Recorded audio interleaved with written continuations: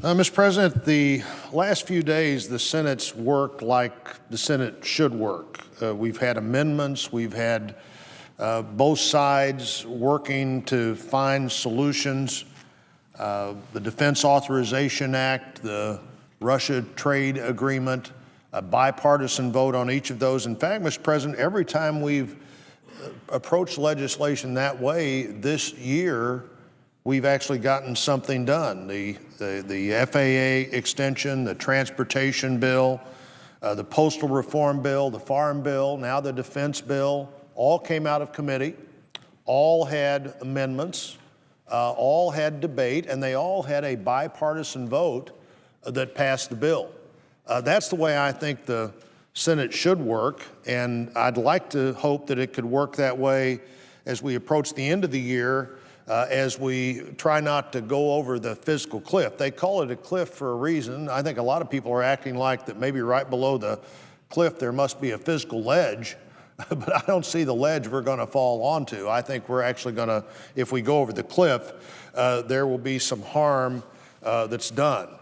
If you're going to take a balanced approach, focusing on job creation, we have to do the things that get spending under control as well as the things that might produce more revenue. Nobody in the president's party has yet endorsed the $1.6 trillion tax package that he's talked about, or I don't think there's a growing demand to have the permanent debt limit increase. I also don't think there's any chance that the Congress will look at the Constitution and decide that the president on his own can borrow money. A number of people who've looked at the fiscal cliff all come up with the bad conclusions. In July of this year, a study by Ernst & Young warned that raising taxes on the top 2% would destroy 700,000 jobs. Nobody really has challenged that in any significant way. What if it's 500,000 jobs? What if it's 350,000 jobs? Or what if it's more than 700,000 jobs? This is not what we should want to do. That study also says that raising those taxes will decrease wages by almost 2% and reduce economic growth by 1.3% in an economy that's barely growing 1.3%. If we go totally off the cliff, that was the proposal of just the tax rates for the so-called top 2%. If we go totally over the cliff, the CBO, the Congressional Budget Office, says that the consequences will be even much worse than that. And in fact, they say that we definitely would put the country into a recession. Just last month, the Congressional Budget Office warned that with the population aging and health care cost per person likely to keep growing faster than the economy, the United States cannot sustain the federal spending programs that are now in place. And that's why a lot of people are talking about entitlement reform and think that we need to look where the money is and figure out how to reform these programs so that we can be sure that these programs last.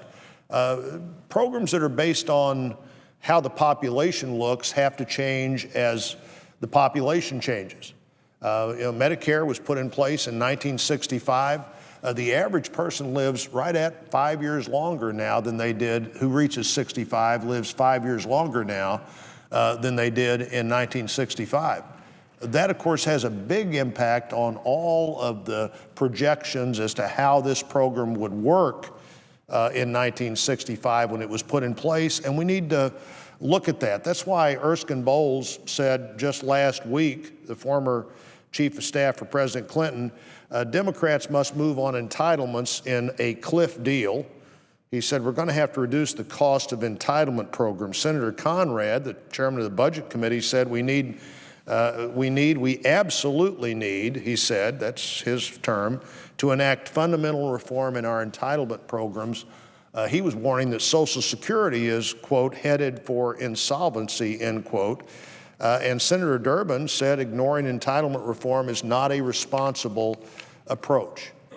This is not to eliminate these programs, it's to be sure that these programs last, and this is a good time to look at both revenue and spending, and surely in a Senate that works like the Senate should work, we can find out how to do both of those things. My friend from Wyoming just talked about the death tax, the estate tax.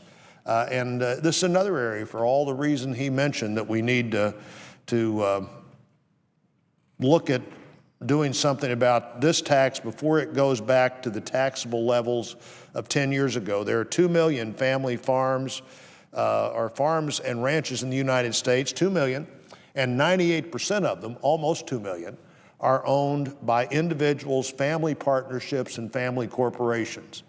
If in any sense this is corporate agriculture, it's only corporate agriculture because a family decided that was the best way to structure what they owned as a family. 98% of those 2 million farms, and cropland prices have gone up more than most things over the last few years, though nobody's bank account, if you're a family farmer, reflects that.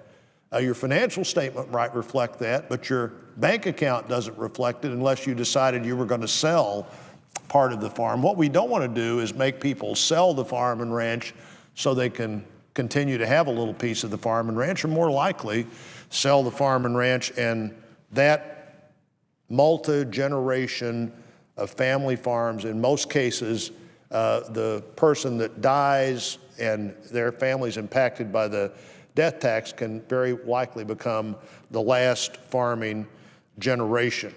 At the time when we need to focus on job creation, the Joint Tax Committee estimates that increasing the estate tax would cost the country over 1 million jobs. In our state, Senator Barrasso talked about the state of Wyoming, and in the state of Missouri, we have the second highest number of farms in the nation. I assume they're not the second biggest in many cases, but the second highest number. We have over 100,000 individual farms. The American Farm Bureau says that right now on the tax that's in place, 1,100 of those farms would be subject to the estate tax or the death tax, 1,100.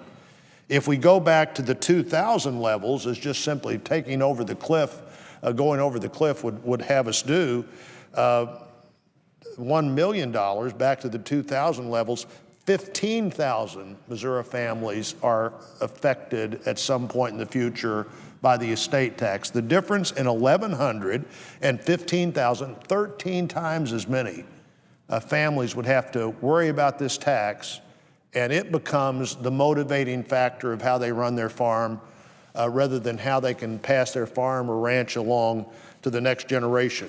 I don't have the number in front of me, but when I looked at those numbers earlier in the year, I think it was about 9 times as many small businesses in my state would be affected by the 2000 levels as would be affected if that same estate was taxed at today's levels.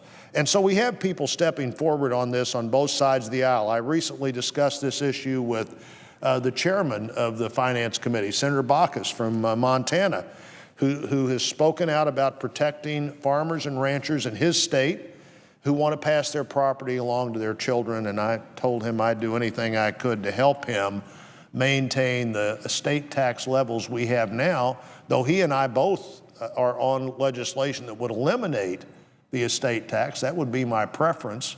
But very often in a democracy, you don't get your preference. You try to figure out what you might be able to accomplish that's not quite all you'd accomplish. Keeping this year's level would be important. Senator Landrieu from Louisiana called the estate tax and this year's levels of estate tax a make or break issue and called it inherently unfair. Senator Pryor from Arkansas has stressed the need for stability so families can plan. All of these, whatever we do with these tax policies, as much as possible, Madam President, we need to do them in a permanent way. This going 1 year at a time or 2 years at a time on the estate tax, if your family has a taxable estate event this year, it's not a big deal. If you have it in January, it's devastating. We don't need to continue to have that. This shouldn't be a partisan issue. It's about protecting families and the things that they have put together, often working side by side as a family.